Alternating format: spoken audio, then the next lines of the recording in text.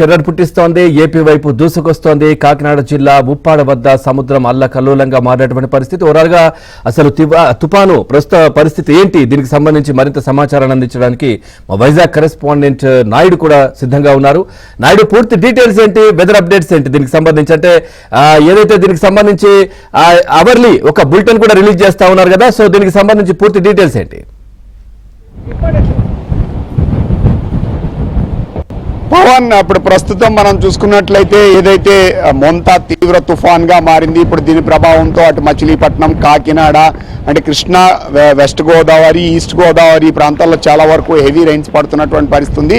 ఉత్తర కోస్తాలో కొంతవరకు బ్రేక్ ఇచ్చినప్పుడు కూడా సో విండ్ ఎఫెక్ట్ అనేది ఆల్రెడీ క్రమంగా పెరుగుతున్నటువంటి పరిస్థితి ఉంది. ఎందుకంటే తీవ్ర తుఫాన్ గా మారిన తర్వాత సో ఐ ఏరియాకి నియర్ బై ఉన్నటువంటి ప్రాంతాల్లో విండ్ ఎఫెక్ట్ దాదాపుగా 80 కిలోమీటర్ స్పీడ్ వరకు కూడా విండ్ ఆల్రెడీ స్టార్ట్ అవుతుంది. కాబట్టి సో ఖచ్చితంగా రెయిన్తో పాటు విండ్ ఉంటుంది కాబట్టి కొంత చెట్లు ఇవి కూలేటువంటి ప్రమాదం ఉందని చెప్పి వాతావరణ నిపుణులు అయితే అంచనా వేస్తున్నారు. ఇప్పుడు తీరం వెంబడి బలమైన గాలులు ఉన్నాయి. మత్స్యకారులు ఎవరు వేటకు వెళ్ళకూడదని ఇప్పటికే హెచ్చరికలు జారీ చేశారు. ఇప్పుడు ప్రస్తుతం మనం విశాఖలో ఉన్నటువంటి ఫిషింగ్ హార్బర్లో ఉన్నాం.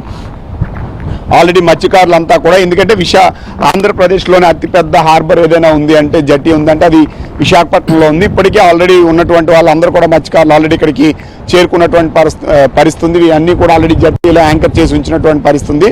సో సముద్రంలో ఎవరైనా ఉన్నా కూడా నియర్ బై తీర ప్రాంతాలకు వెళ్ళాలని ఇప్పటికీ ఆల్రెడీ ఆదేశాలు జారీ చేసినటువంటి నేపథ్యంలో మత్స్యశాఖ సో ఆ నియర్ బై కొంతమంది పూరి, మరి కొంతమంది సో ఏ ప్రాంతంలో దగ్గరగా ఉంటే ఆ ప్రాంతానికి తీరానికి చేరుకోవాలని ఇప్పటికే ప్రభుత్వం ఆదేశాలు ఇచ్చిన మేరకు సో మత్స్యకారులంతా ఆ ప్రాంతాలకు చేరుకొని సురక్షితంగా వాళ్ళ బోట్లు కానీ ఇది కానీ పార్క్ చేసినటువంటి పరిస్థితి అయితే మనకు కనిపిస్తుందని స్పష్టంగా తెలుస్తుంది. మరోవైపు విండ్ ఎఫెక్ట్ అలాగే అలల ఉధృతి ఎలా ఉందనేది మనం స్పష్టంగా చూడొచ్చు. ఎందుకంటే సముద్రంలో అలల ఉధృతి అనేది క్రమంగా పెరుగుతున్నటువంటి పరిస్థితి కనిపిస్తుంది. ఎందుకంటే సముద్రం ఒడ్డున అనేది అలల ఉధృతి పెద్దగా కనిపించకపోవచ్చు, కానీ సివియర్ సైక్లోన్ అయిన తర్వాత సముద్రం మధ్యలో అయితే మాత్రం ఖచ్చితంగా అలల ఉధృతి చాలా ఎక్కువగా ఉంటుంది. అందువల్లనే మత్స్యకారులు ఎవరు వేటకి వెళ్ళకూడదని హెచ్చరికలు అనేది ఎప్పుడు కొనసాగుతూ ఉంటాయి. ఎందుకంటే ఇది సివియర్ సైక్లోన్గా మారిన తర్వాత సముద్రం లోపల ఉన్నటువంటి ప్రాంతంలో దాదాపు 3 నుంచి 4 మీటర్ల వరకు కూడా అలల ఉధృతి ఉంటుంది. అంటే దాదాపుగా ఈ బోటు పైకి వచ్చేటువంటి పరిస్థితి ఉంటుంది. కాబట్టి ఎవరు వెళ్ళకూడదని హెచ్చరికలు అయితే జారీ చేసినటువంటి పరిస్థితి అయితే మనకు కనిపిస్తుంది అనేది స్పష్టంగా చెప్పొచ్చు. ఇది తీరం దాటే సమయంలో 90 నుంచి 100 కొన్నిసార్లు 110 వరకు కూడా కిలోమీటర్ల వేగంతో గాలులు వీచేటువంటి అవకాశం ఉంది.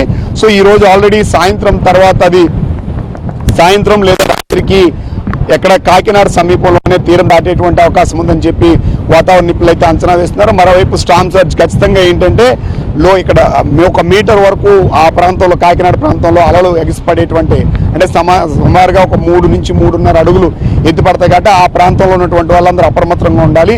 అలాగే లో లైన్ ఏరియాస్ ఏవైతే ఉన్నాయో ఆ లో లైన్ ఏరియాస్లో ఉన్న వాళ్ళు కూడా అప్రమత్తం ఉండాల్సినటువంటి అవసరం ఉంది. ఎందుకంటే నదీ పరివాహ ప్రాంతాలు కానీ సీ లెవెల్లో కూడా కొన్ని ప్రాంతాలు, గ్రామాలు కూడా తీరాన్ని ఆనుకొని ఉంటాయి. ఆ గ్రామాల మీద కూడా ఖచ్చితంగా అలల ఉధృతితో పాటు ఒకసారి సర్జ్ వచ్చేటువంటి అవకాశం ఉంది. ఎందుకంటే వర్షం ఆల్రెడీ కురుస్తుంది, అక్కడికి ఆల్రెడీ బయట నుంచి వచ్చినటువంటి నీరు అలాగే సముద్రం అలలు రెండు ఉధృతికి కూడా ఆ ప్రాంతాల్లో నీరు ముందుకు వచ్చేటువంటి అవకాశం ఉంది. కాబట్టి వాళ్ళు కొంత పూర్తి స్థాయిలో అప్రమత్తం ఉండాలని చెప్పి చెప్పడంతో పాటుగా సో పూర్తి స్థాయిలో ప్రభుత్వ యంత్రాంగం అయితే అప్రమత్తం అయిందనేది మనం చెప్పొచ్చు. సో మన శ్రీకాకుళం నుంచి ఈస్ట్ గోదావరికి చూసుకుంటే సుమారుగా 1028 పునరావాస కేంద్రాలను ఏర్పాటు చేయడం జరిగింది. ఒక 32,000 మందిని ఎవరైతే అఫెక్టెడ్ పీపుల్ కూడా ఆల్రెడీ ఇప్పటికే గుర్తించినటువంటి పరిస్థితి అయితే మనకుంది. సో వాళ్ళందరికీ ఆహారం కానీ మిగతా ఏవేవి కావాలో ఈ 2 రోజులు, ఈ 3 రోజుల పాటు అన్ని కూడా ప్రభుత్వం సమకూర్చేందుకు పూర్తి స్థాయిలో ఏర్పాట్లు చేసింది. మరోవైపు ఎక్కడికక్కడ ప్రతిసారి కూడా ఏంటంటే ఎన్డీఆర్ఎఫ్ బృందాలు క్విక్ టీంలో ఒక 20 టీములను ఏర్పాటు చేసింది. వాళ్ళు ఎక్కడైనా చెట్లు కూలినా లేకపోతే ఏదైనా జరిగినా వెంటనే ఆ ప్రాంతాలకు వెళ్ళి వాటిని క్లియర్ చేయడానికి, అలాగే స్తంభాలను కూడా సుమారుగా ఉత్తరాంధ్ర ఇప్పుడు శ్రీకాకుళం నుంచి వెస్ట్ గోదావరి వరకు ఒక 13,000 స్తంభాలని ఆల్రెడీ ప్రభుత్వం సిద్ధం చేసి పెట్టుకుంది. ఎందుకంటే ఒకవేళ దీనివల్ల ఎక్కడైనా స్తంభాలు అయి కూలిపోయినా ఆల్టర్నేటివ్ వేయడానికి కూడా దీనికి ఏర్పాటు చేసినటువంటి పరిస్థితి ఉంది. అలాగే ఈపీడీసీఎల్ పరిధిలో ఉన్నటువంటి ఉద్యోగులందరికీ ఆల్రెడీ ఇప్పటికే సెలవులు పూర్తి స్థాయిలో క్యాన్సిల్ చేయడంతో పాటు సో ముంపు ప్రాంతాలు ఎక్కడైతే విండ్ ఎఫెక్ట్ ప్రాంతాలు ఉంటాయి ఆ ప్రాంతాలని కొంత ఐడెంటిఫై చేసింది. ఆ ప్రాంతాలకు కూడా సిబ్బందిని, మిగతా ఎక్విప్మెంట్ని తరలించింది. అలాగే తూర్పు నావికా దళం కూడా ఆల్రెడీ సహాయక చర్యలు అందించేందుకు 3 హెలికాప్టర్లను సిద్ధం చేసింది.